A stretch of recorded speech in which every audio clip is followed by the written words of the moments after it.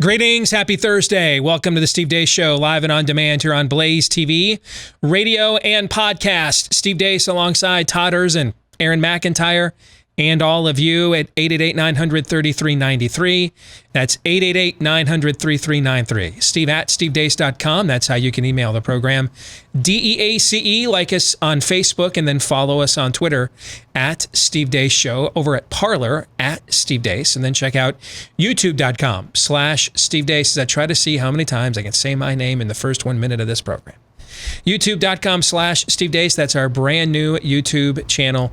That's where you can go. How long is it going to be brand new? Until the subscription number is respectable. It's brand new until then, because then I need a built-in excuse, basically, right? Yeah, pretty much. Hey, what's on your shirt? Oh, it's my name. It's your name? Oh, okay, cool. Yeah. Okay. And your point is? I'm just trying to get you to self-promote some more. I'm on your team here. Okay, all right. I just wanted to make sure you understood that my self-promotion is a rising tide that lifts your boat, that you understand that, right? Yeah, that's why I was trying to get you to say your name again. I'm feeling you. Okay. What else? Where else are we doing today? Oh, our colleague, Allie Beth Stuckey, will be joining us at the bottom of the hour, talking about her new book. We'll get into that. She apparently wants to make the case that we need more than our own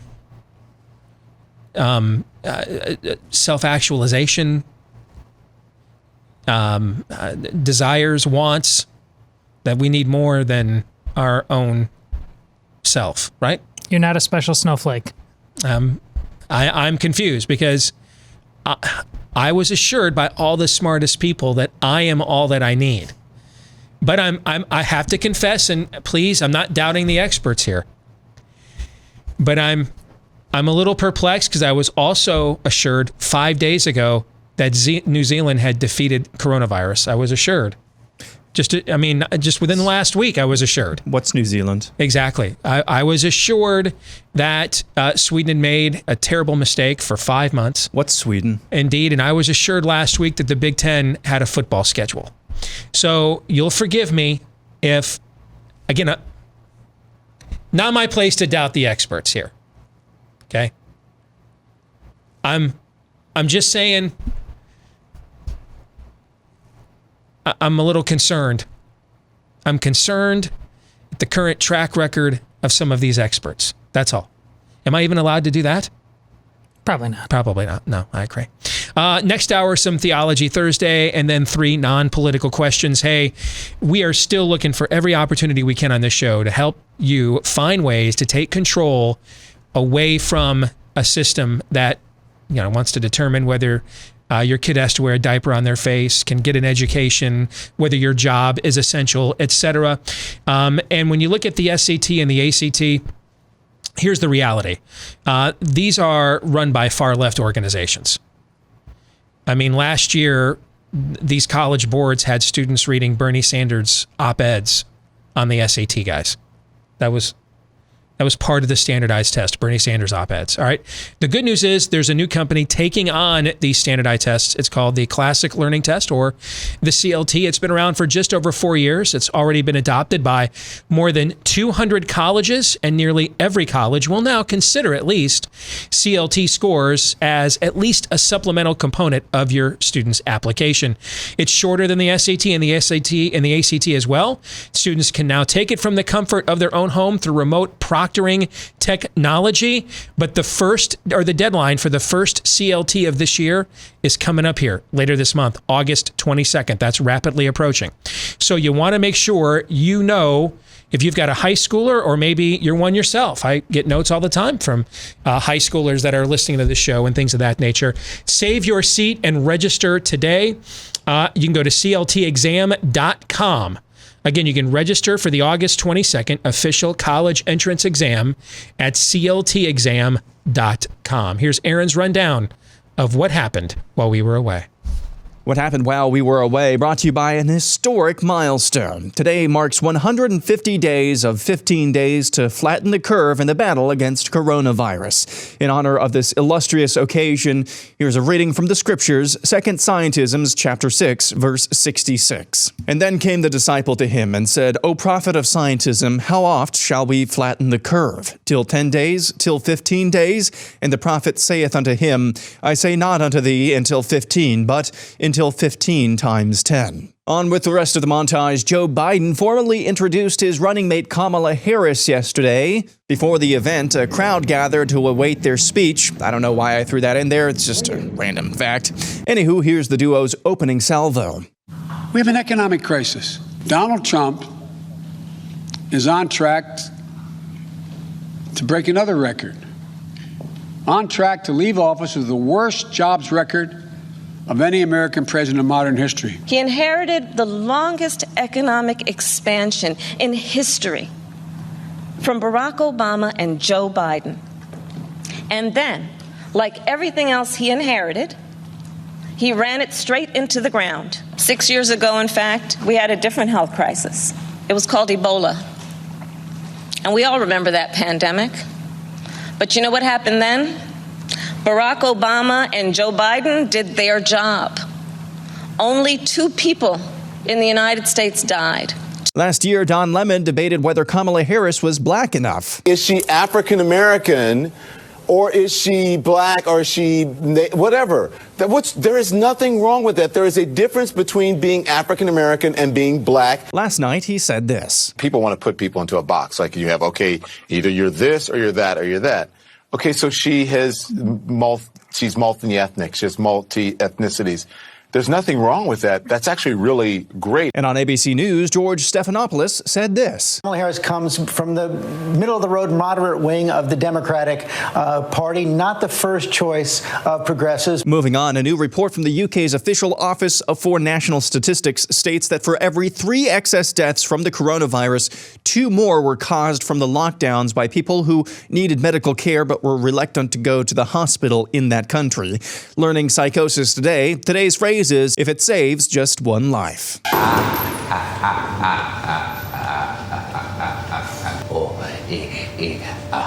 Meanwhile, at the White House, Dr. Melanie McGraw-Piasecki, a neonatologist from Charlotte, North Carolina, came to speak about sending kids back to school. We're definitely going back as much as they'll let us. In terms of being a pediatrician, I just think the science is so clear that the risk of death or hospitalization for children with this virus is so, so low. But we know the risk of missing school are catastrophic. According to the CDC and reported by the Washington Post, face masks with vents do not work to stop the spread of coronavirus. This comes days after WAPO reported the Duke study on cloth face masks' ineffectiveness. Woke News, Chicago Mayor Lori Lightfoot reacted to the continued violence in her city's streets. Yes, of course, we have our challenges, but the thing that the federal government is uniquely qualified to do is things like pass common sense gun reform.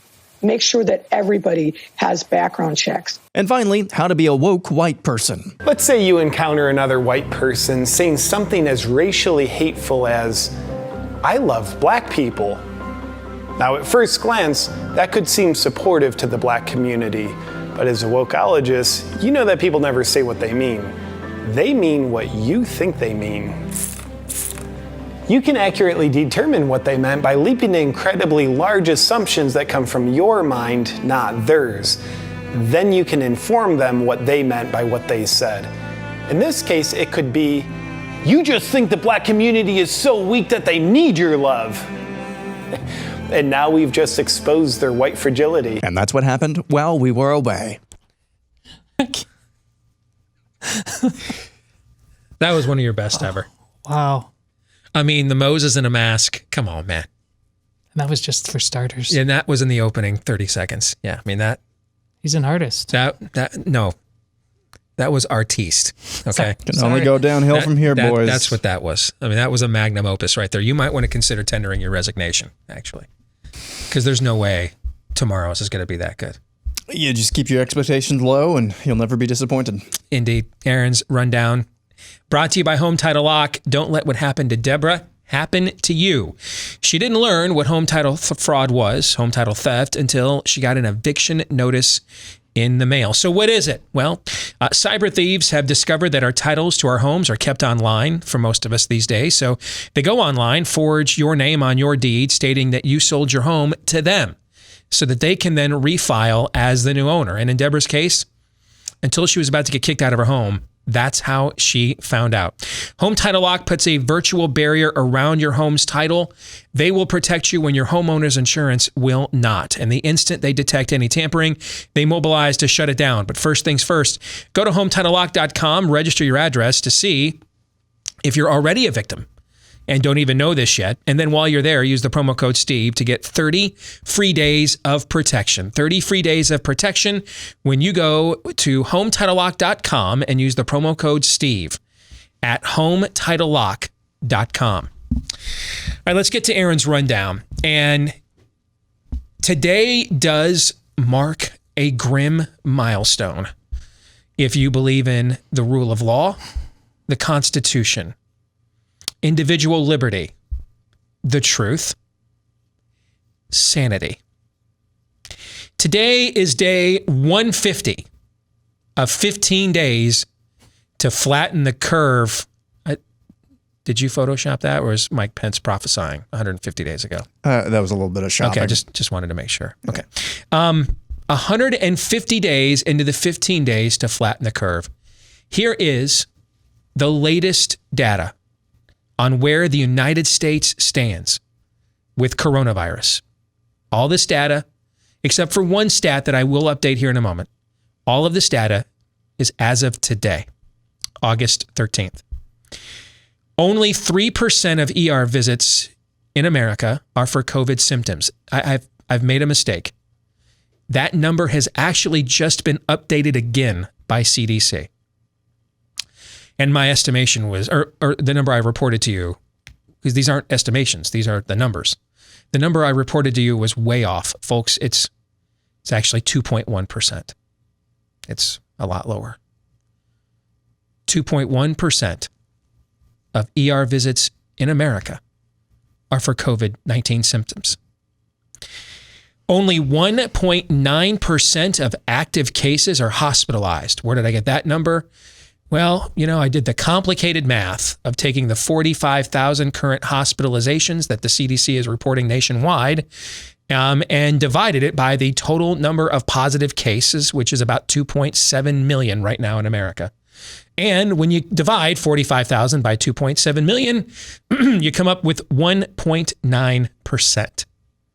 1.9%. I was on a sports website yesterday where they were applauding the Big Ten's decision to cancel college football, noting that 5% of American COVID-19 cases are ending up in the hospital. Which, by the way, in and of itself would be an extraordinarily low number, but is way, way off that by 3.5 times. So just a bit outside. It's actually 1.9%. Only 0.14% of Americans are currently hospitalized with COVID. Now, where did I get that number? Again, taking the CDC's number of 45,000 hospitalizations for COVID as of August the 8th and doing the very complicated math of dividing it by 331 million in a calculator because I don't trust my own hands. And it comes up to 0.014% of Americans are hospitalized right now. Only 0.7% of Americans are currently a positive case for coronavirus. And again, showing my extensive mathematics skills. I took the total number of positive cases reported by Worldometer and Johns Hopkins and divided it by the current estimated population of these United States of 331 million. And what you come up with is 0.7% of Americans currently are a positive case.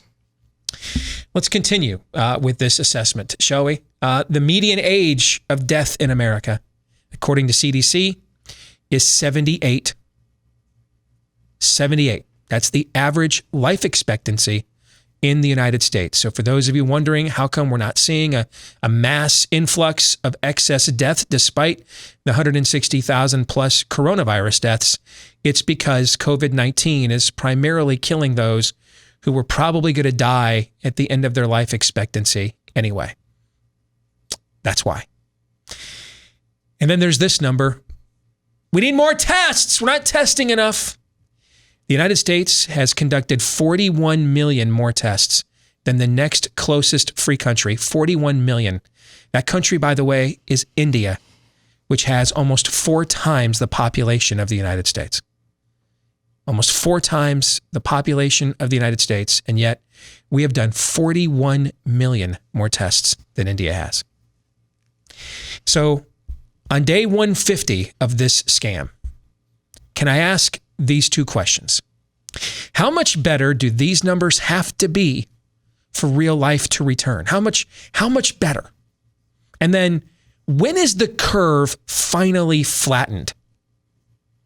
Remember, we were going to flatten the curve to save the hospital system. We're currently only 0.014% of Americans are in the hospital with COVID symptoms. And by the way, I'm not even breaking out, are they there pregnant and tested positive for COVID? The CDC does all of that, by the way. If I actually showed you the numbers of people in the hospital with COVID and no other maladies and symptoms, you'd cut yourself. That's why I didn't show you that number.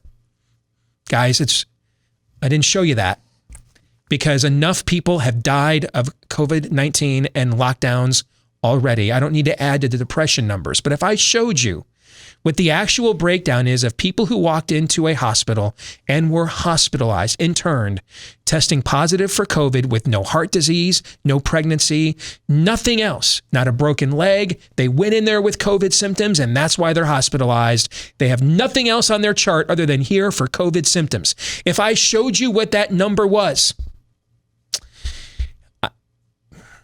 it depressed me enough to learn it, and I'm sparing you by not showing it to you. Gentlemen, your thoughts as we mark the grim milestone of day 150 to flatten the economy. To flatten our way of to flatten the curve. Your thoughts? Well, I'm reliably told by the killers of a multi-million-dollar industry called college football that many jobs and futures are dependent upon, including Title IX athletes, that there's just still too many unknowns, Steve. So you think maybe by tomorrow. I mean, yesterday when I did these stats for the first time, or last night, the latest numbers on hospitalizations were 3.1%. This morning, the CDC updated the numbers again, and it's 2.1. Maybe, who knows how much lower it will go tomorrow. This is where Scott Atlas and that pediatrician that we say that thing. Let's say for the sake of argument, there really are. It's really a fake talking point for the bunch of people, and you could tell it was a talking point because they were all saying it. They just don't know what to say, so they said that. I mean, that was politics. But can we talk about the knowns? That's basically what you're saying. Yeah, we know a lot. Yeah, we do know. We know a lot. How about the fact? And this is from researcher extraordinaire himself, Kyle Lamb, who did a breakout this morning on the case fatality rate. So how do you acquire that? Total number of cases divided by deaths. Now, that's not the greatest way to find out the mortality of a disease because it doesn't necessarily tell you how lethal it is. But from a public policy standpoint, again, we're not doing epidemiology here, immunology. We're doing public policy, right? And so it is a good way of looking at it from a public policy standpoint because you're trying to make holistic decisions. What do we shut down? Who do we quarantine? What do we take away? What do we bring back, right? Since July 1 in this country, the case fatality rate for coronavirus has dropped from 4.8% to 1.5%. 1.5%. We're told, why can't we be more like Europe? Do you know what Europe's case fatality rate is since July 1st? 1.5%. Why can't we be more like Asia, where they all wear masks? They wear masks to not have the babies they don't have. They wear masks to make babies they don't have. Why can't we be like that? Asia's case fatality rate, 1.9%. It's actually higher than ours. These are the things we know. We know these things. It is correct. We don't know what long-term subplots of I can't even say the word right now. We don't of medical problems that this virus will cause. We don't know that, right? We don't. But keep in mind, as I've been pointing out, while acknowledging that truth, Right now, we know the least amount about all those things than we're ever going to know. We're ever going to know.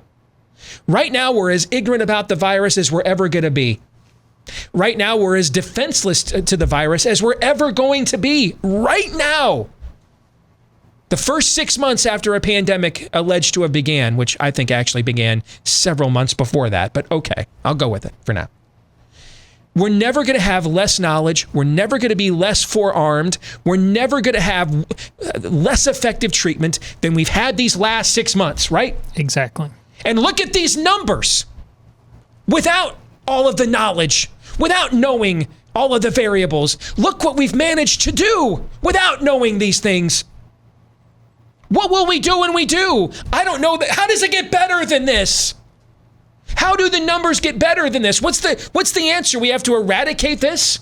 There's only been one virus I'm aware of in all of history of our species that we have eradicated, smallpox. It took a millennia. And it took a real vaccine, by the way, a real one. Not the one we're being told that's coming next year. That's a glorified flu shot if it ever arrives. But a real one.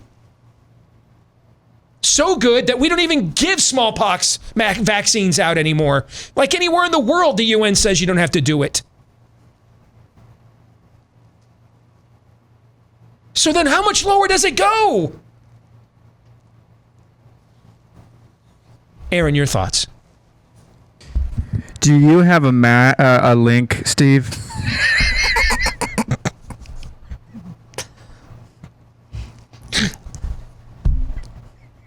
To quote Cuba Gooding Jr., you are hanging on by a very slim thread. And I dig that about you. Two things, seriously. If that montage wasn't as brilliant as it was, I might have stabbed you.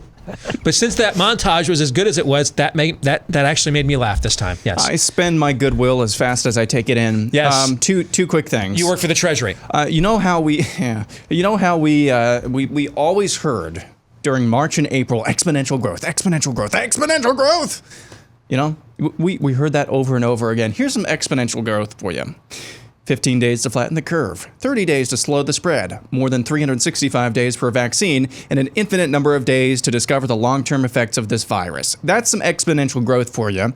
And along the lines of what Todd was saying about college football, something else we've heard over and over again from the academics and from the elitists trying to pull the strings and tell us how to live our lives, where to go, and probably how to go to the bathroom.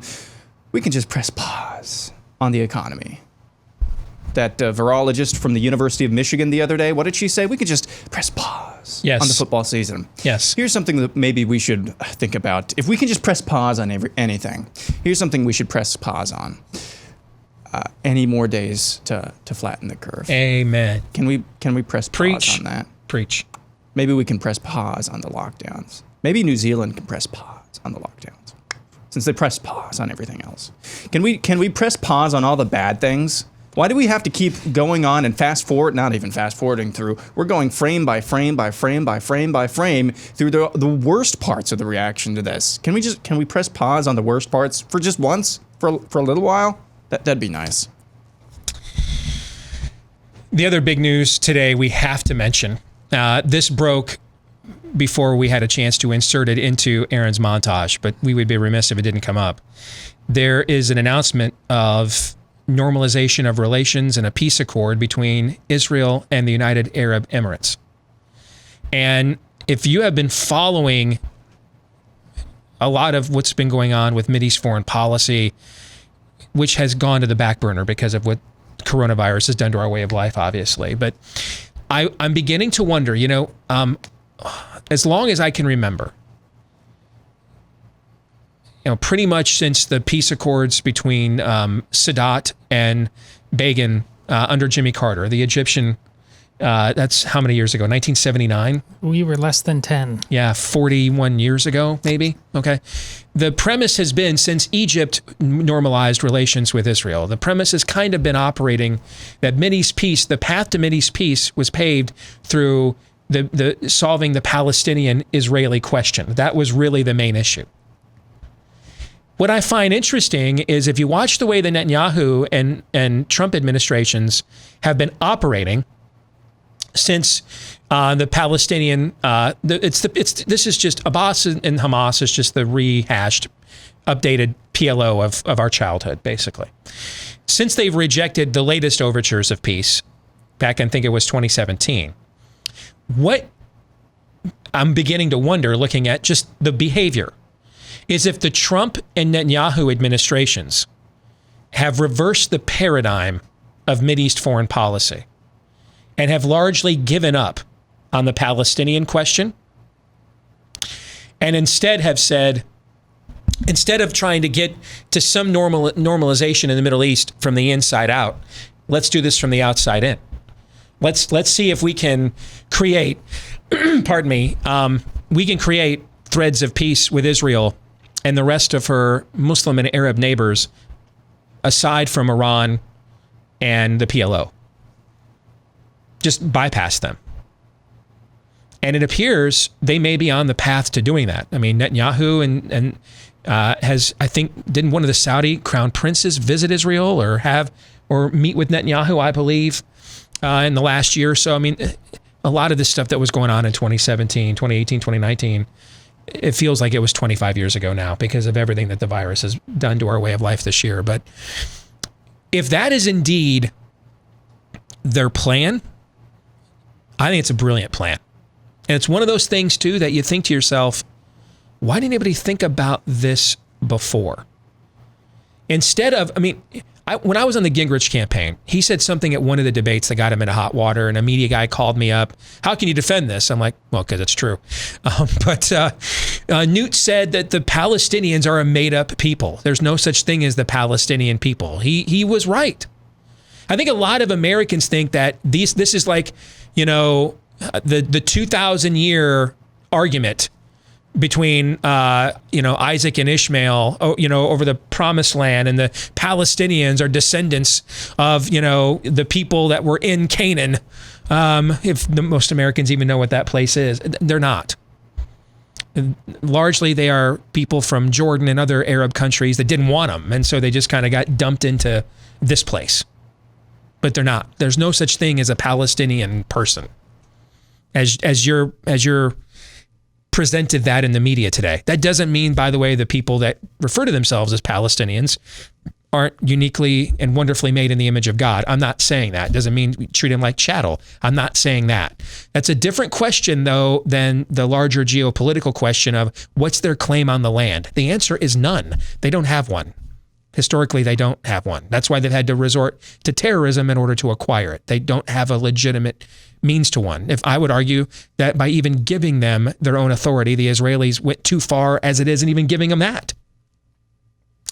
And it appears maybe the Israelis and the United States are done negotiating with them and the terrorists that they've put in charge of their fake country.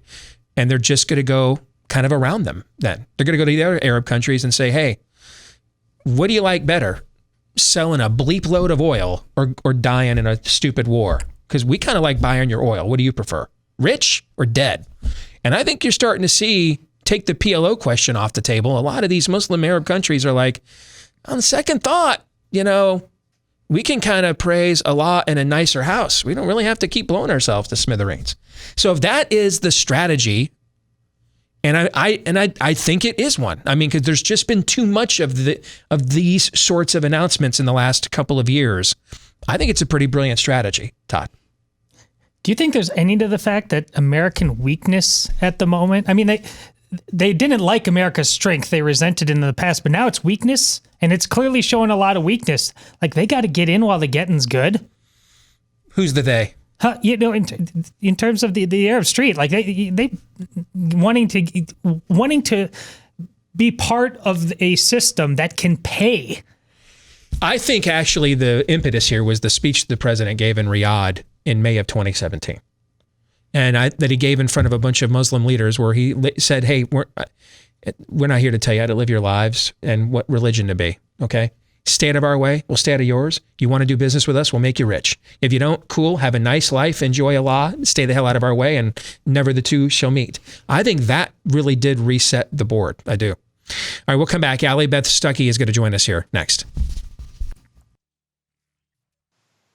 Folks, losing your hair is no fun. And, you know, it also isn't that much fun if you decide, hey, I'm going to go ahead and go see my doctor and get a prescription to finally deal with this. And then I'm going to try not to go broke when I find out what those prescriptions to not go bald cost. Or here's another option. You can try Keeps from the comfort of your own home, where you're going to get the same doctor-recommended, FDA-approved hair loss treatment, but Keeps offers the generic versions for about half the cost. And one more thing you're going to love about Keeps, how about the convenience? It's all online, so you just answer a few questions, snap a few pics of your hair, and a licensed doctor will review your info and recommend the right hair loss treatment for you, and then it is shipped discreetly to your door. So, how about a special offer to get you started? You're already going to save a ton of money by going with the generic versions from Keeps. They'll throw in a special offer just to get you started. Half off your first order. 50% off your first order right now when you go to keeps.com/grow. KEEPS for keeps.com/grow. Gentlemen, just saw these TV ratings numbers reported by sportscaster Clay Travis. Tuesday night's Tucker Carlson program outdrew the NBA game with LeBron James and the Lakers 3-1, 4 million viewers to 1.5 million. Sean Hannity outdrew the second game of that NBA doubleheader, 4 million viewers to 950,000. And then Tuesday night prime time, Fox News even beat the NBA with viewers 18 to 49. Yo. People just don't want, they don't want you to sully their escape. They just don't. The numbers say it all. They just don't want it. Maybe there's a market for that in China. I suppose the NBA could try that, being they are the official league of the Chi Comps. But those numbers, if you were really, really being honest with yourself, would insult you if you were the NBA. Scare the hell out of you, frankly. I think they take it as a point of pride. Yeah. Instead, you'll get another Greg Popovich lecture. Yes. Full of things that aren't really true. Another thing you've been hearing a lot that's not true in our day and age is you do you. You do you. And we didn't get it this year because coronavirus, if it committed one merciful act, is it spared us from the inane attempts of corporate America to bend over backwards, I guess we'll say, to appease the rainbow jihad every June. And they just get increasingly more ridiculous. Last year, we go to the movies a lot in the summertime and the big event movies come out. Last year, they kept running this Diet Coke commercial before every movie.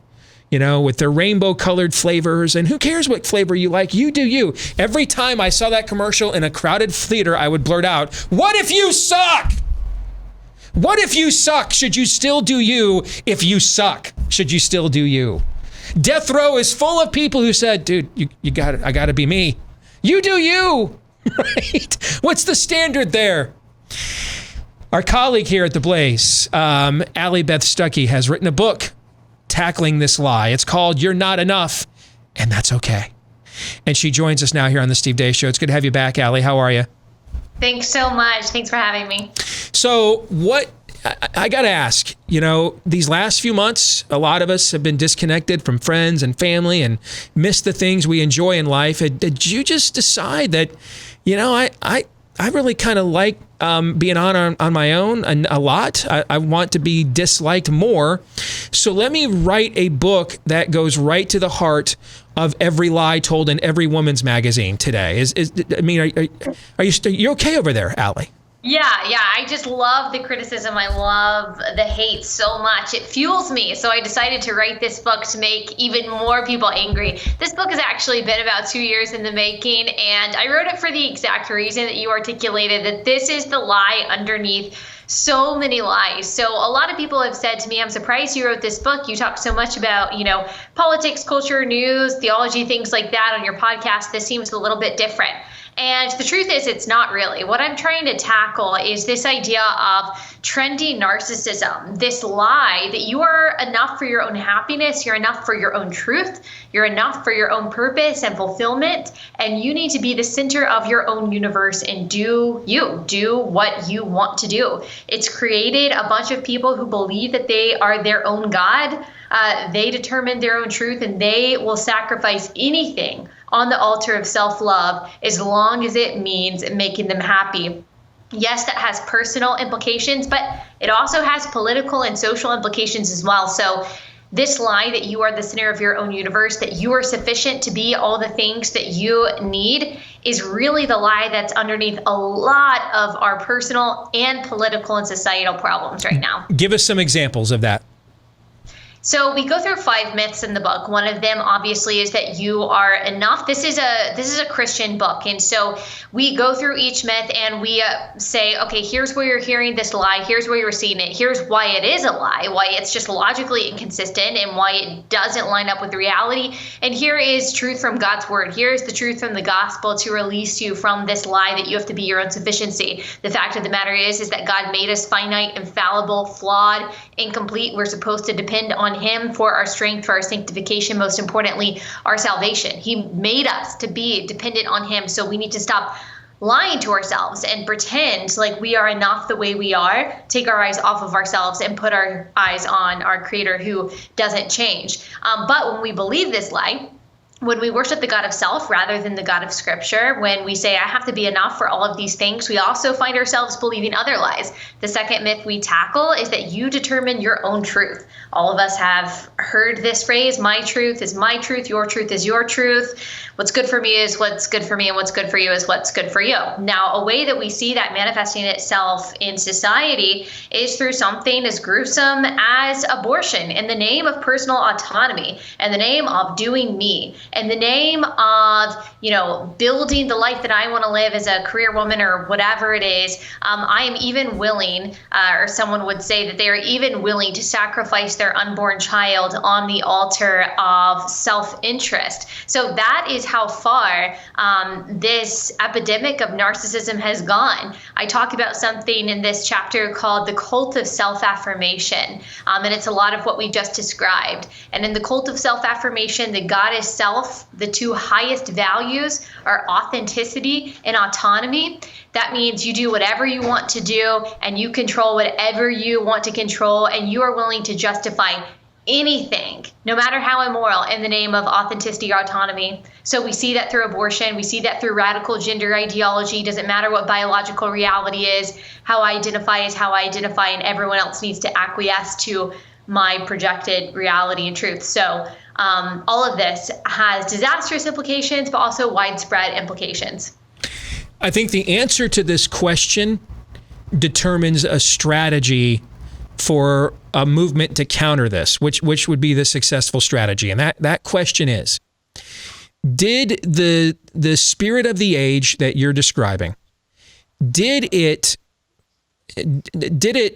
conquer or diminish the Judeo-Christian or biblical worldview that was kind of the cornerstone plumb line of America for a couple of centuries? Or did the abrogation of that worldview leave a void, and nature abhors a vacuum, and so the spirit of the age swooped in and said, hey, we are fine to take it from here? Which do you think it is? I think it's probably a little bit of both and. So this idea that self-esteem, that low self-esteem is the reason for all of society's problems has been around for a really long time. I'm writing this book in 2020, but the lie that the most important thing in your life is that you feel good about yourself has been around for decades, both in and outside of the church. We have been told by psychologists, by social scientists, that crime will go down, that academic failure will stop, that success will go up if people just start to feel good about themselves. We've been fed this over and over again, completely, to the point to where my generation, the millennial generation and Generation Z, has been told in general that you are special no matter what, that you are awesome no matter what, that you get a trophy just for showing up. And we have been told over and over again, just feel good about yourself, everything else will fall into place. Just do what you want to do. You're entitled to do what you want to do, and everything will fall into place. And unfortunately, that has not led to us being happier.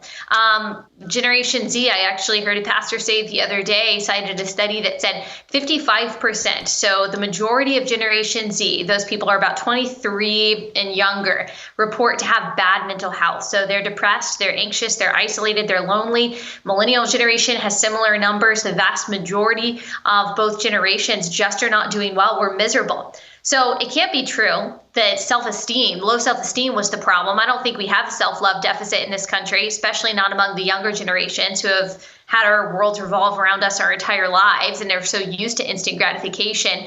Unfortunately, it's making us more miserable. So to answer your question, I do think that a lot of this idea that self-esteem is the answer to all of our problems, I think in some ways it's a legitimate reaction to maybe what was legalism, both in and outside of the church, what was a real feeling from a lot of people, especially women, that they couldn't measure up to the different images that they were seeing, or just a repudiation of kind of legalistic Christianity and people feeling like they couldn't measure up to purity culture or the legalism that was kind of pushed on them by the church. And so they said, you know what, I'm just going to be me. I'm going to do what I want to do. And I do think some of it is a legitimate and sincere reaction to that. And sure, you could maybe blame it on some of the failures of the church. Here's where I think the problem lies today, is that we have trapped ourselves, even the church has trapped ourselves in this false binary that either we tell people to love themselves, to adore themselves, to tell themselves how awesome they are, or they should hate themselves. So they say, okay, well, no, we need to tell people that they should love themselves. That's a false binary. Christianity calls us not to self-obsession, not to self-adoration, not to self-worship or to self-loathing, but to self-forgetfulness. And that's where the freedom comes in. We get to take our eyes off of ourselves and put them on the God who doesn't change and who he says that we are. What I hear you saying is there's a nuance to the message, which is you are irredeemably broken. You cannot do this. Okay, no matter how smart you are, no matter how handsome you are, how beautiful you are, how athletic you are, how wealthy you are, you cannot do this thing called life with meaning and purpose on your own. You cannot. But your life also has an extremely high value, which is why, God himself came into human form to put his life in exchange for yours. So that's a difficult message to communicate, Allie, at the same time. Yeah. The idea that you are irredeemably broken, but you carry a high amount of value. There's no way to do that without putting God into the equation. No, there's not. I've been on a lot of shows that have begged me to say, okay, can you tell me what non-Christians, what secular people can get out of this book? And of course, there's truth in it. There's practical advice and practical wisdom. And sure, if you do as I, recommend in the book, get married, have kids, stop putting off commitment, be a part of your community, go out and volunteer and serve other people. I do believe that, sure, you can find joy and meaning and fulfillment in those things. You reject narcissism. You reject the lie that you have to have a certain level of self-confidence before you can go out and love other people. I do believe that your life will be better, but you're going to be missing the most vital component, the only eternal component. The spiritual component is that your soul is still lost. You are still going to be, in those cases, depending on yourself and your strength to be everything that you need. And there is such good news that Jesus Christ became our enoughness. He became our righteousness. He became our perfection. He became all the things that we're trying and failing to find inside ourselves. You articulated the nuance really well. People read the title of this book, You're Not Enough, and they say, oh, you're telling me to wallow in self-deprecation and just to hate myself and to embrace, my insecurities and to just be self-loathing. That's not true at all. I actually argue that self-loathing is just another form of self-obsession. Mm-hmm. I'm saying let's stop obsessing over what we think of us and to take our eyes off of ourselves. And again, to put our eyes on Christ. It's such a relief to know that we aren't our own gods. Name of the book, You're Not Enough, and That's Okay. Our colleague here at The Blaze, Allie Beth Stuckey. Great conversation, Allie. Good luck with the book. God bless. Good to have you back. All right, take care. Thanks so much. You bet. The reason why you cannot articulate that nuance without God is because if I'm irredeemably broken but yet I have high worth and value, where does that worth and value then come from? Because without God, my worth and value comes from what I can do for other people, what other people think of me, what talent I have, what ability I have, what skill I have, right?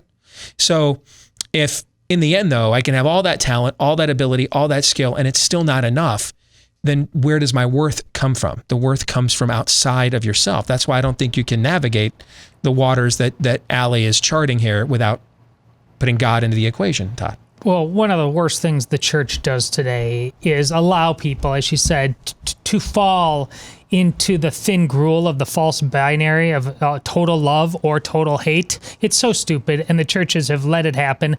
The psalm that I chose to have read at my wedding was Psalm 85, and it talks about the concept of justice and peace shall kiss. That balance between justice and mercy, righteousness and mercy. That's the stuff that fuels life. And having children, you know this. I mean, we it's right with daughters, you know, the way we love them, absolutely steer them, and this is what you're excellent at. But when they fall out of line, you know, there aren't pats on the head. And you and I, the way we do it, I mean, it is direct. It is harsh. It doesn't always feel good at times, but it's because both of them exist that you can learn from both. Both of them work. If you only have one and not the other, they will be forfeit. You're right back in the Garden of Eden, and you're with some version of did God really say? You wonder why my generation and the generation surrounding the millennial generation, honestly, have increased instances of however you want to describe depression. It's because an increasingly secular culture, and when I say secular, I mean apart from the true God. We have plenty of gods right now, and we are very religious. But eventually you become your own God. When you forsake ultimate truth, transcendent truth, and moral objectivity for moral subjectivity, Yep. Eventually you become your own God. Yeah. And we suck as God. That's why we're not him. And that's why he is. It's a terrible burden to carry on your own. It's a hard burden to carry on your own. No question. We'll come back. Theology Thursday. It's next. Stay tuned. Back with Hour 2, live and on demand on Blaze TV radio podcast. Steve Deace here with Todd Erzen, Aaron McIntyre, and all of you at 888-933-93. Steve at stevedeace.com is the email address. Like us on Facebook. Follow us on Twitter at Steve Deace Show. That's DEACE. You can also like us on Facebook. Follow us on Twitter at Steve Deace Show. Parler at Steve Deace, our new YouTube channel at youtube.com/Steve Deace. And again, that's DEACE. If you haven't done so already and you listen to the podcast, we thank all of you that do that. Please leave us, though, a 5-star review. Thousands of you have done that for us already. Thank you. Those, I'm told, help the show to grow. Even if that's not true, we appreciate the positive feedback, so thank you. But if you haven't done so, we'd appreciate one from you, too. And make sure you keep hitting that subscribe button as well, because that shows the mucky mucks here at the Blaze that more and more of you are listening. So thanks for all of that, too. Coming up at the bottom of the hour, we are going to be talking 3 non-political questions. But let's begin with Theology Thursday, brought to you by realestateagentsitrust.com. If you're going into the real estate market, first of all, you want to make sure you can find an agent that you can trust in any era, And that's not easy to find because they're not going to tell you on their website, my grand plan is we just keep holding open houses. Or if I don't think you've got a live one, you know, I'm going to probably slow play you. They're not going to just say that. Okay, so who does the vetting process for you? Well, the name kind of says it all. That's what they do at realestateagentsitrust.com. Every agent there has wanted to be vetted, has been transparent about their record. The website has vetted them, and hey, if they pan out, if they pass, that's how they get on there to be referred to you wherever you live across the country. So go to this website. If you're going in uncertain times like these, in any times, but especially in uncertain times like these, go to realestateagentsitrust.com. Again, That's realestateagentsitrust.com. For Theology Thursday this week, we're going to tackle another question from one of our listeners/viewers by the name of Jeff Graver, who's in the National Guard. And he wants to know, at what point does someone decide to leave their church? Our church is battling two issues: how to deal with racial reconciliation and whether or not to reopen. On the former, it seems as though we are sacrificing the purity of the gospel, all for the sake of diversity, which is noted by recent stances on certain issues and recent hires. On the latter, the church has chosen not to reopen until next year, partially due to the fact some of our campuses meet at high schools that we can't get into. We're a prominent church in the Southern Baptist Convention. We have a multi-site approach with a large outreach in the Raleigh-Durham, North Carolina area. And my wife and I wonder, when is it time to pull the Band-Aid? We've always been taught leaving a church should be a difficult decision, not one made on the whim. And I'm trying to walk through these issues with my church, all the while I'm deployed in Kuwait, which makes this even tougher. Appreciate the response. Well, first of all, Jeff, man, God bless you, and we appreciate your service on our behalf and on the country's behalf, number one. So let's make sure we make a note of that first. I'm going to walk you through the one time, there's two times I've left a church, and walk you through the decision-making process that went into each of those occasions that were not coronavirus related, but may or may not tie into your own thought process here. The first time is we went to, at the time, it was a very successful suburban megachurch here in Des Moines. It's actually no longer in business, I guess is how we'd put it. The church is gone. And that church originally began meeting in a middle school here in town. And it was the church that I was converted in. How I got to become a member of this church is after we brought our daughter Anna home, our oldest, started feeling the pull, which you can look back on now, that's the Holy Spirit, but I started feeling the pull like this kid is kind of doomed with me as a dad, could definitely use more of a support system, and decided I had a local sports talk radio show in Des Moines. And out of the blue one day, I just said, hey, wife and I are thinking about joining a church. Email me your suggestions. Because I'd had a pretty extensive background in political activism with college Republicans and other things. I knew what the liberal denominations were. I didn't know theologically where they stood. I just knew I didn't want to go to church with liberal politics. So anything that belonged to like the World Council of Churches or National Council of Churches, all those denominations, I just eliminated them. Anytime someone sent me an email with that suggestion, I just eliminated it, filed it in the circular file. For other churches that weren't part of that, Amy and I actually would interview pastors. We actually went and met with pastors all over town, various denominations. And I would always ask the question that I think when you're an unbeliever, you think this is clever, or some variation of this question. And I would always ask, so there's no other way to heaven other than through Jesus Christ, you think, right? Yeah. Well, what about the guy in the outback, the Aborigine that no missionaries ever reached, and he dies saving a school bus of kids, giving his own life for all these innocent children? Does he go to hell, right? Variations of these kinds of gotcha questions, okay? And I really wasn't satisfied with the answers I was getting. And one day, the pastor of this church that at the time was meeting in a middle school here in town, he actually agreed to come to our apartment. We lived in a crummy apartment in a suburb, and we wanted to live in this suburb. And so to be able to afford it, we had to live in the worst apartment complex in this suburb. And that's where we first lived when we were first married. And he came to our crummy apartment on a Saturday for 2 hours and just let us interview him and ask questions.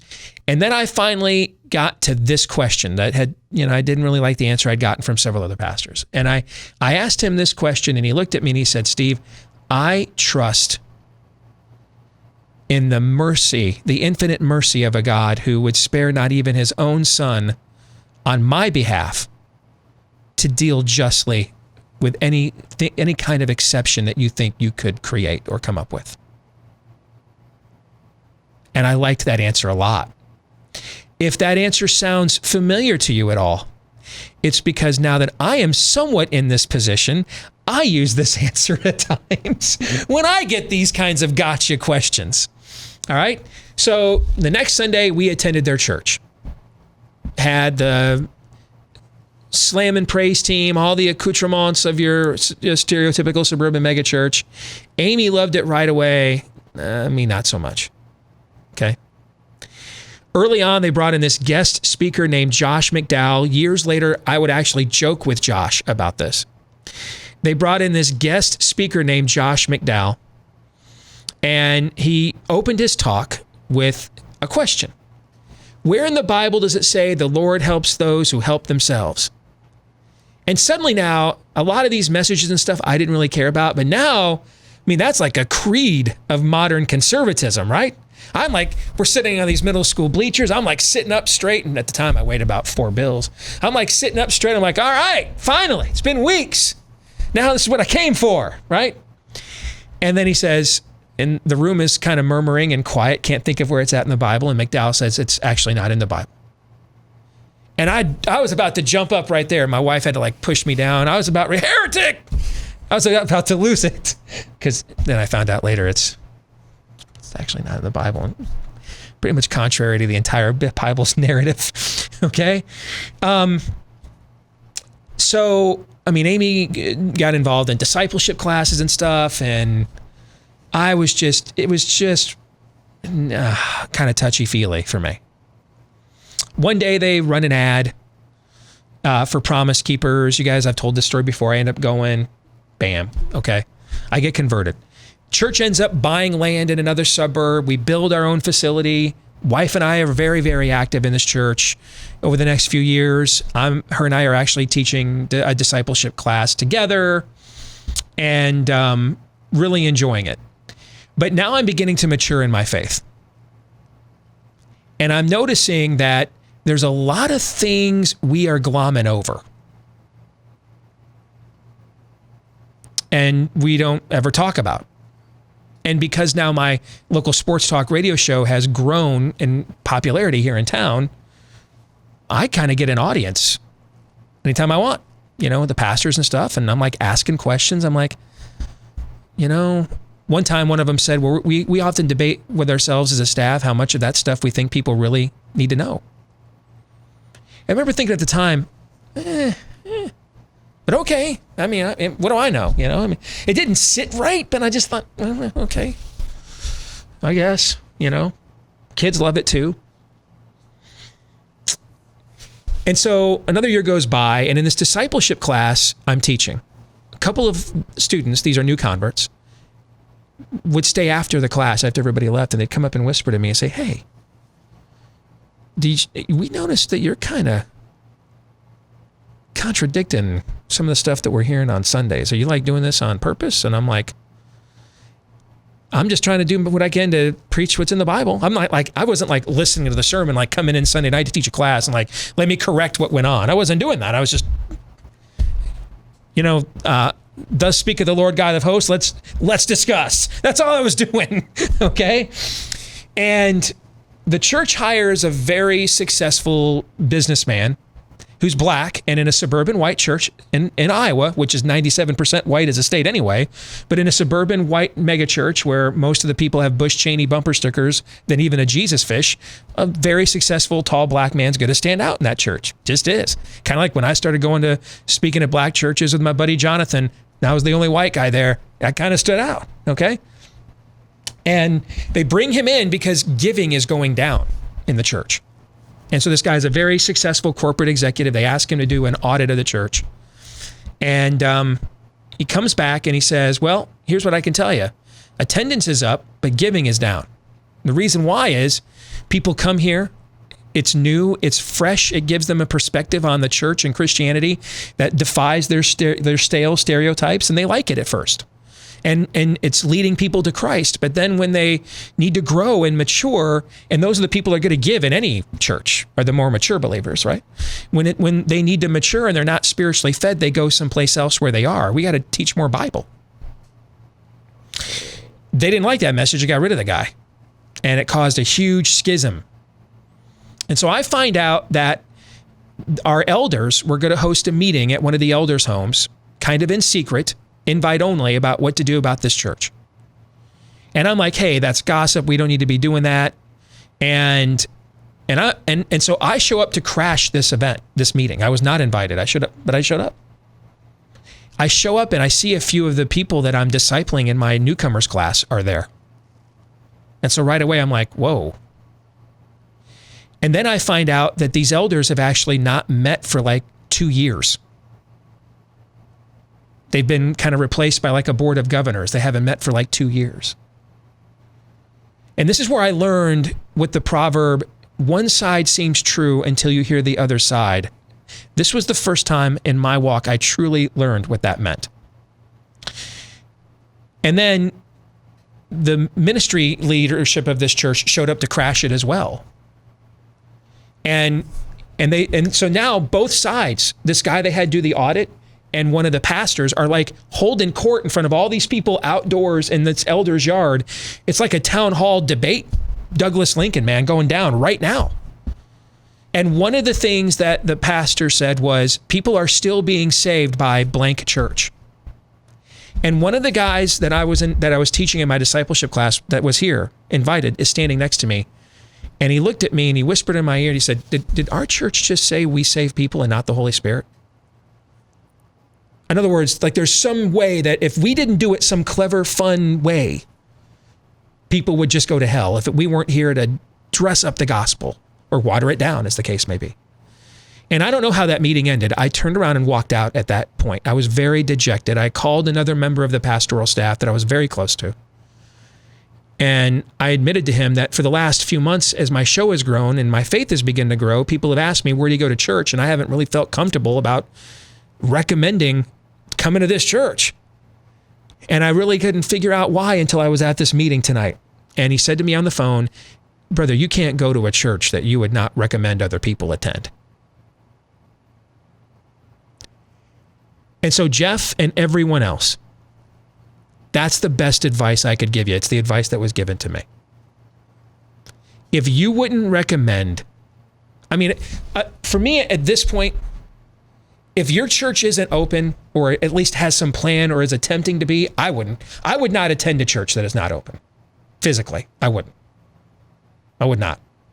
But I'm also in one of the freest states in the country.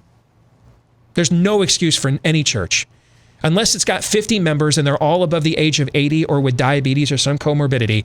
No church in the state of Iowa should not be physically open, period. I'd never attend one that wasn't. Wouldn't be doing it at this point.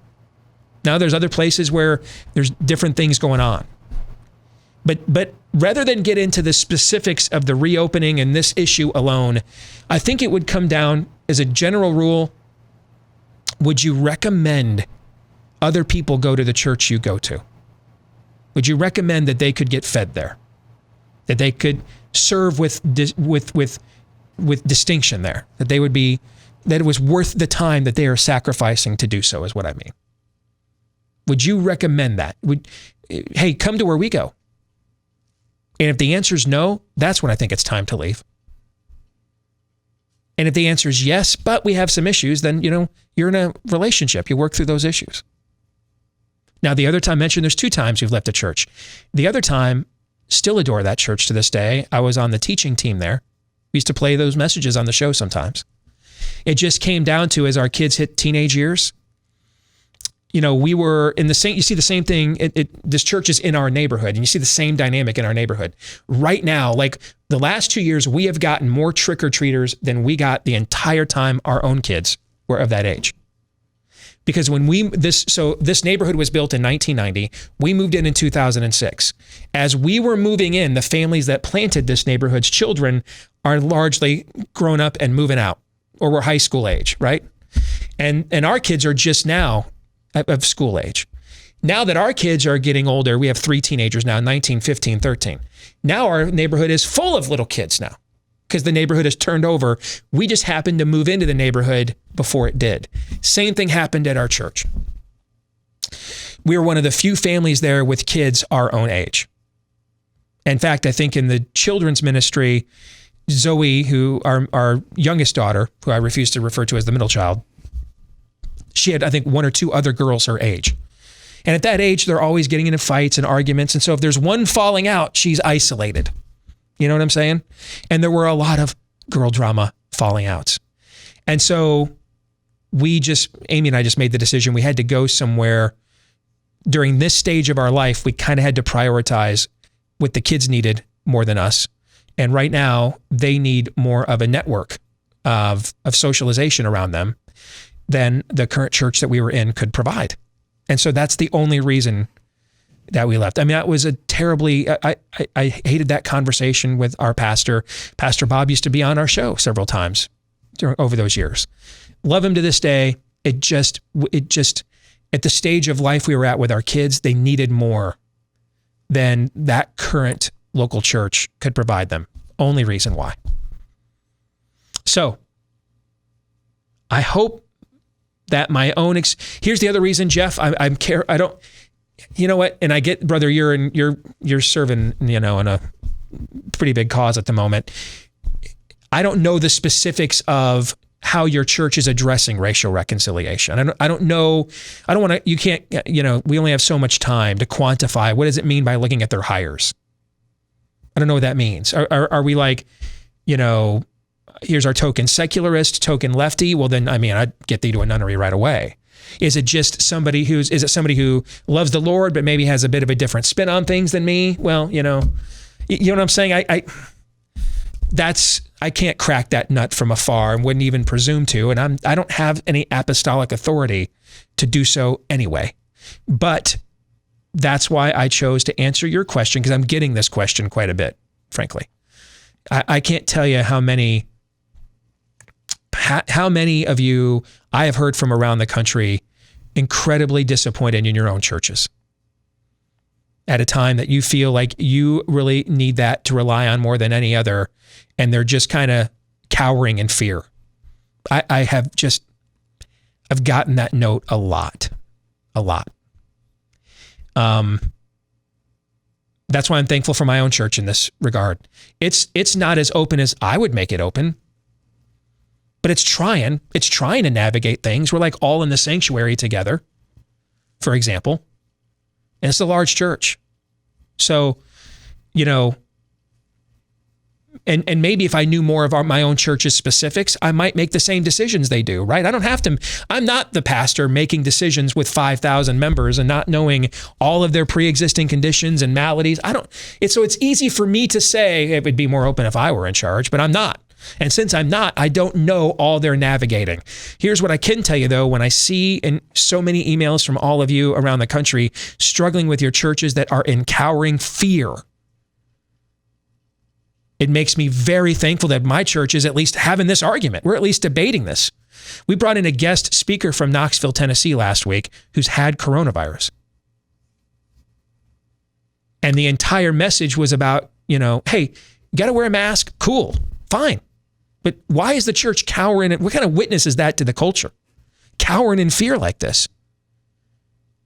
We should be the ones, hey, there have been examples in church history of the church shutting down for pandemics. It has happened.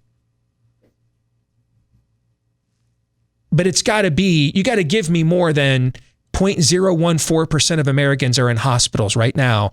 And so that's why we can't have the building open for another year. You got to give me more than that, okay? Luther literally ran a reformation while the Black Plague was going on. Literally was writing out rules and regulations, even though he hated papal authority. He was writing out rules and regulations for church leaders of when to leave villages and towns when the plague came. And his whole thing was, we should be like the last people leaving. This world is not our home. We should be the first people willing to live our lives, one, without being stupid, but to live our lives, and then two, lay down our lives for those who are suffering. So my answer to you, Jeff, and to all of you that have asked me this question, would you recommend, and I think this goes for coronavirus or racial reconciliation or whatever new thing we have that we're going to be debating and discussing amongst ourselves a year from now. Would you recommend someone go to your church? And if the answer is no, I'd leave. If the answer is but you know what? There's plenty of times in our marriage my wife has been like, yeah, but, has your wife ever been, yeah, but? Sure. Aaron, yours soon will be, trust me. Okay? So if it's yeah, but, you stick, and you try to work through those issues. But if it's a no, that's when I'd leave. You guys have any thoughts on this? Yeah. This is a different question for a Catholic than it is it just is. Sure. I mean, we can go to parish, and there's liberal pastors and conservative pastors, but it's just a fundamentally different question from our perspective. But I think, holistically, you want to make sure that you are in a place where this is not the crime, but the cover-up to some extent. And here's what I mean by that. Sin and darkness comes after every single church. It's not a surprise that people stumble. You don't handle things as well as you would have. I mean, every church, Catholic, Protestant, or otherwise. But to me, and you're far away, this is tough for you. And this is why I think you have a lot of frustration. Like you need to count on your church to do things on your behalf that you're frustrated it's not doing right now. But or maybe you have people that can do this on your behalf. If these errors are there, I before leaving, I think you need to address them head on and see how they respond. Because if they respond in good faith, then you're in a place with a bunch of people with feet of clay, and you simply don't want to cast them overboard out of some sort of sense of self-righteousness. But if they prove to be con men, and there are con men, and they just aren't willing or capable of going there, well then But I think all of us as men, we need to know. That's kind of our fail-safe. You got to look it in the eye, and you got to give those other people on the other side, the leadership of the church that you joined willingly, you got to give them a chance to explain themselves. So, for example, just to follow up on what you just said, and I'll throw it to you, Aaron, I just received in the last hour an email from AMC Theaters. This is the largest theater chain in America, movie theaters, and we are in their club where you get you pay a fee for a month and go see as many movies as you want. Okay, and they're asking me, do I want to renew that they've deactivated it for the last 5 months because they've been closed. They're asking me, do I want to renew this now? Because by September 3rd, all of their screens from August 20th to September 3rd, between that period, all of their screens all over the country are going to be reopened. Okay. Now, what does that have to do with this question?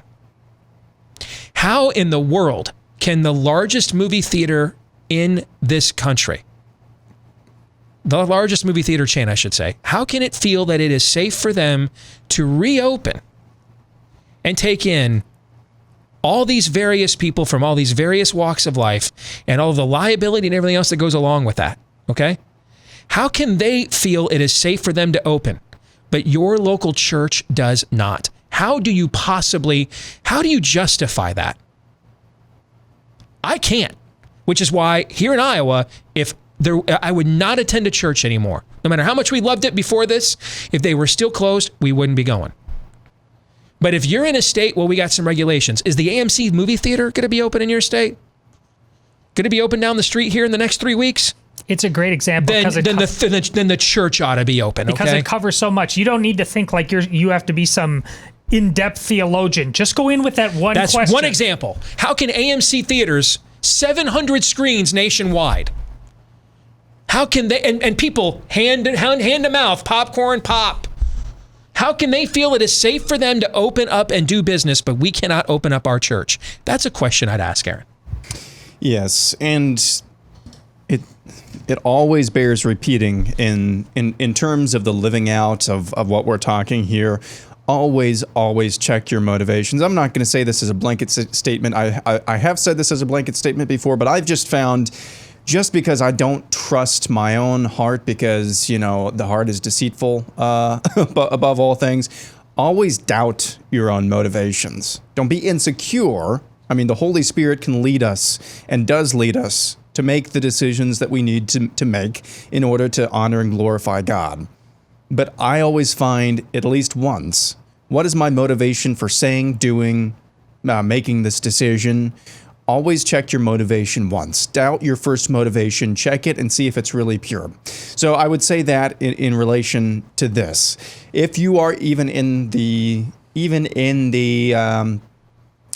frame of mind that you're asking the question that you asked, that Steve read at the beginning of this segment, if you're even in that frame of mind, if your motivation is what's best for my family, what's best for this church family, how do I bring the most glory to God through the position of leadership that he's put me in my family and in my church, to whatever degree that is, if that's your motivation, I think you've already at least gotten halfway to answering your own question here. Because if you are not concerned about this and your motivations are pure, then obviously you're where God wants you to be. At least that's the math that I do in my head. And it's just, again, the bottom line is check your motivations in every step of the way on this. Because at the same time, I don't think it's right to shop around for churches. So again, all that is to say, check your own motivations. That's a great rule of thumb. And I love the idea of being skeptical of your own motivations just as a check on your own emotion. Yes. I like that as a default position as well. All right, 3 non-political questions will lighten the mood a little bit when we come back. Stay tuned. So you got turned down for some credit you wanted. You asked, hey, your lender, what'd my credit report say? Or you got your credit report yourself before you applied to see what your score was, and pages comes out and stuff you don't understand and dates that you don't even remember. You ever kind of feel like you're not really in charge of that? And since it's your credit score, that's your life there in that report, maybe you should be. That's where ScoreMaster comes in. It was created by credit data scientists to help put you in charge of your credit score, not your lenders, but you. And the average ScoreMaster can raise their credit score 61 points in 20 days or less. What does that do for you? Well, a lot. It makes it easier to get a home loan, makes it easier to buy a car, refinancing, even getting a job nowadays. A lot of employers are doing credit background checks as well. ScoreMaster wants to put you in control, and you can enroll in minutes. See how many plus points you can add to your credit score. You're going to be shocked at how fast that you can do it. Just visit scoremaster.com/Steve. Scoremaster.com/Steve. Again, that's scoremaster.com/Steve. Let's get to 3 non-political questions. We all have questions. Who am I? Why am I here? Where am I going? Who am I? A search and a question of identity. Why am I here? A question of meaning and purpose. Where am I going? Question of destiny. Some better than others. What sort of morality or proto-morality would you expect to find in a chimpanzee troop? Injecting some levity into the demise of Western civilization. It's 3 questions on the Steve Deace Show. Yes, 3 non-political questions, because we always need a little bit of a break from the demise and fall of Western civilization. Question number 1. What's one subject in school that you struggled with the most, and what do you think of that subject now? Math, well, and shop. Those are really the only assembling 2 things. Yes, math and shop were really the only 2 things I struggled with in school. When I tried, I should throw that caveat in there. It's amazing how much better I got at science when trying. That helped. But no, math didn't seem to matter how much I tried. Shop, no, not happening. Those were the 2 subjects I struggled with in school. And it's kind of funny now, because one of the things I'm best at in this job, and I only bring that up, it's because it's my ability to do this that I think kind of sets our show apart from, you could get lots of insightful analysis from all kinds of other people, right? That do this. I think kind of what separates our show is two things. One, the direct application of a biblical worldview to what's going on in the news is one, but let's face it, that's not for everybody, okay? Two is, I suck at the math, but I'm great at deciphering your math. That's what's really, really weird, is I'm really good at analyzing your math. I just, though, couldn't do your math. Meaning, when we take your math and apply it to logic, and it's a little bit like, I can't debate Origin of Species with Darwin. I can't. But his next book, Descent of Man, I can debate that. In other words, you're better at metaphysics than you are physics. There you go. That's a great way of putting it, yes. When Darwin takes the scientific inquiry that he poses in Origin of Species and starts applying it as a philosophical treatise, as a moral framework, as essentially a theological substitute, that's what I am good at. So I'm not good at coming up with your math. I am good, though, when you start taking your math and applying it to, as Aaron put it, the metaphysical issues of our day. I'm good at that. So I think a lot of the math teachers I had growing up would be shocked how much math I use in this show. It's just other people's math. It's not mine. What about you, Todd?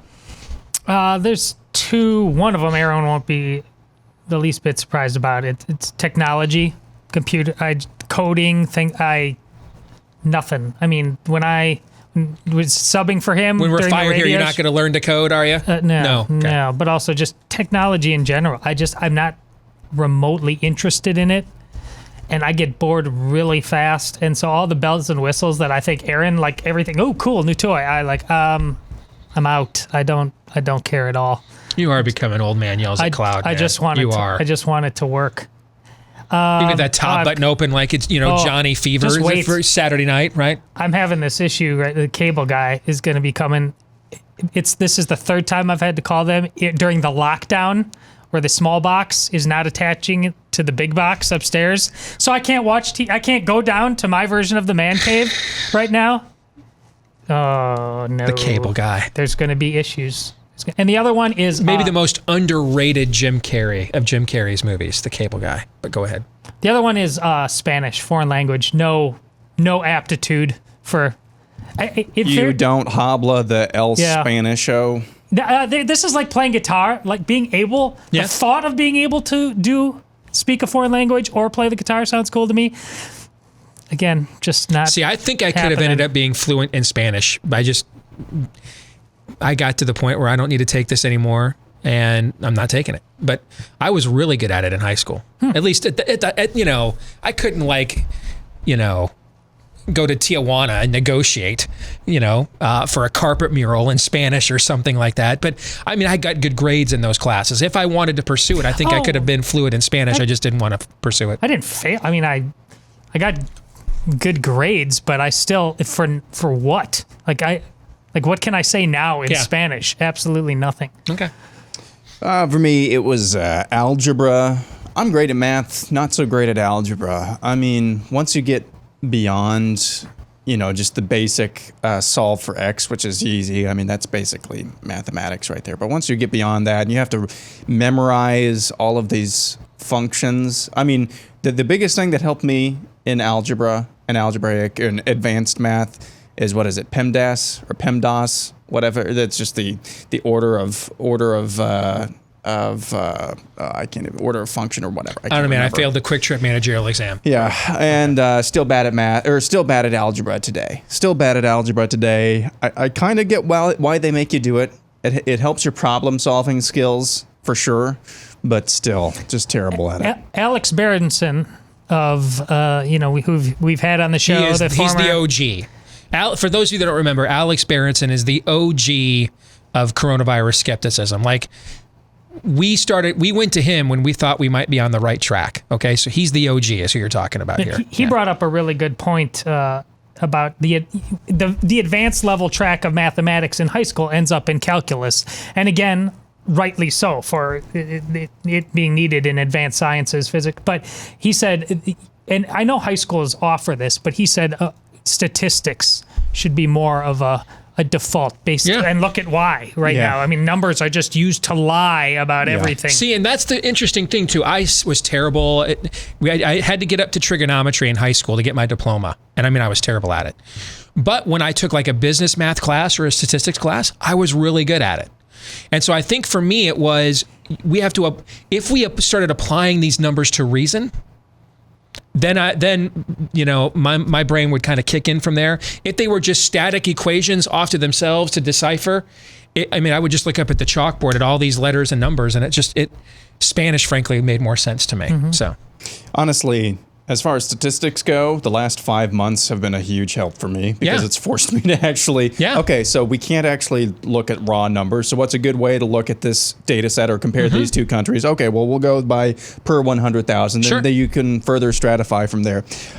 Question number 2. What's one movie or movie series that was good, but you'd be fine with being remade? That was good, but I'd be fine with being remade. Not necessarily today, but someday. Within your life.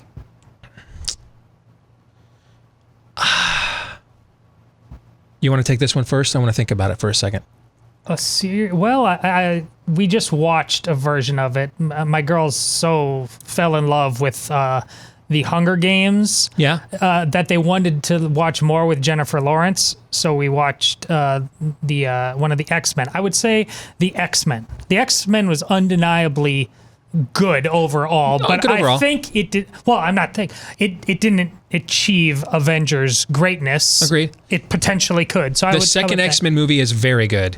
I think X-Men: Days of Future Past is one of my favorite comic book movies. There's great movies in there. A couple of them, the other ones are kind of like, they're okay. Right. Yeah, that's a good series though that had some good highlights that you could do better with.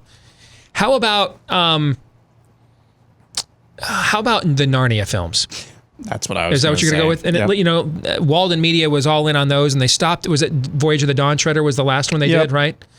So, and they're supposed to be doing it on Netflix, aren't they? Yeah, and I'm a little worried about that, given who Netflix is. But my understanding, reading about it, is C.S. Lewis's estate or one of his surviving heir or somebody is overseeing it. Similar to how the same thing with Tolkien when Peter Jackson took it on, his oldest surviving son basically oversaw the production to make sure it was true to his father's work. So I'm hoping it doesn't get Netflixed. We find out, that it's sitting in the silver chair is a tranny who was gender confused. When Netflix gets their hands on it, That might be an interesting take on that character. The tranny chair. Yeah, that's what I'm concerned about. Yeah. I'd find the Voyage of the Dawn. That was the Lion, the Witch, and the Wardrobe. It comes out of the closet in the Netflix version. Yeah. I am a huge fan of the first two movies that they made. Yeah. They're not just good. They are great. Agreed. Yep. Yeah, I was going to say Chronicles of Narnia. They just need to stick with it. Just start and stick with it. Start and stick with it, and then you'll be fine. Those would be a classic instantly if they could just stick through the whole thing. I'm really interested to hear y'all's response on this one. If you had to spend a week in one of the following locations, which would you choose and why? So you had to spend an entire week here. Okay. Okay? All right. Spend the night, everything. Hill House, Arkham Asylum, Overlook Hotel, or Allendale Hall. Wow, those are great options. I don't know what most of them are. Hill House, The Haunting of Hill House is a classic Shirley Jackson haunted house tale that was made into a TV series by Netflix that next to Stranger Things is like one of their most popular series. Really scary too. And it's really well done. The sequel comes out this fall, I believe. The Overlook. Well, before you said The Overlook, what was the other one you said? I forgot. Arkham Asylum. Arkham Asylum. You know what that is. That's where the villains and the Batman villains are. Yeah. What are the other two? I'm going to go with The Overlook would be my choice. Although Arkham... Is The Overlook The Shining? Yes. Yeah. That's the actual Shining hotel is The Overlook. Yeah. And it's a real place. And Stephen King got the story when him and his wife were on a book tour early in their marriage. I think it was like a second or third book. And they were on their way back, and they heard about the Scenic Hotel in Colorado. And it was late summer, And so this thing's getting ready to close. And so they decide to stay. And they're one of the last guests in the hotel as it's transitioning to close down for the fall and the winter. And he gets up in the middle of the night, can't sleep, goes out to smoke a cigarette out on the patio. And he's watching the staff and stuff, leave. And he just starts thinking about how remote and everything this place is. And he's like, could you imagine getting what would it be like to have this cavernous place all to yourself and in your own mind, shut off from the world for a winter? And that's where the idea for the story came from. They stayed in room, him and his wife did, 227, which is where that's the haunted room. That's the room that hosts the paranormal activity in the story. So there's been a couple of times that Amy has actually contemplated having us go there for our anniversary or something. It's open now. Yeah, that's the hotel is still open. Yeah, so I would choose the Overlook. What was the fourth one? Allerdale Hall from Crimson Peak. Did you ever watch that one? That movie, Crimson Peak. Yeah, I know what you're talking about. Yeah, I think the other three are far better choices in my view. I think I'm going to Colorado. Okay. Yeah, I was going to say the Overlook Hotel as well, just because of the view. I mean, if you're spending a night in Arkham Asylum, something has gone really, really wrong in your life. Yeah. Hill House, it's just way too creepy. I mean, it's all the remoteness, none of the majesty of Overlook Hotel. So Overlook Hotel is the one that I would stay at. All right, before we get into our final thoughts, folks, the same thing's gone on with our pets' food that has happened to our own. That's why we've turned the supplement industry into one of the more lucrative ones in the world, because a lot of the prebiotics and probiotics and vitamins and minerals, omega oils, nutrients that we need have been stripped out of our food so they can be mass produced and have a long shelf life. Same things happen to a lot of the foods that our pets eat as well. And that's where Rough Greens VitaSmart comes in. It puts all that good stuff back in because it's not a new dog food. So this isn't about, hey, this dog food, my dog likes it, it's affordable. How do we know we're going to like this? No, it's not that. It's a dog food supplement. You actually mix it in with your dog's food, and apparently it makes it taste even better. At least that's according to our dog Cap, who loves this stuff. All right. It's just a powder you mix with your dog's food each day to put all the good stuff back in. And they want to offer you right now a 14-day jumpstart bag for only $14.95 to see if you see an improvement in your dog in 2 weeks or less. When you go to roughgreens.com/blaze, RUFF is how it's spelled, for roughgreens.com/blaze. For the overtime today, I did a little research and I lined up the 2016 Electoral College map with states that have already said they're not playing college football this fall. And to see, because, people, this is all political. Is it? Could you draw any conclusions from this data? We're going to discuss that. And if so, what are they? And if not, why? So we're going to get into that in the overtime today. BlazeTV.com/Deace is where you can go. If you're not already a Blaze TV subscriber, go there, get a discounted subscription today at BlazeTV.com/Deace. If you are a Blaze TV subscriber already, cool for you. Just hang out for a little while. That'll be posted later today right there at BlazeTV.com/Deace. Any final words, gentlemen, before we check out? I don't know if you saw this, but there are some Iowa football parents with medical and or science backgrounds that are pushing back hard on the decision to get rid of football. I don't know if you're going to be able to get your football back. Almost certainly no.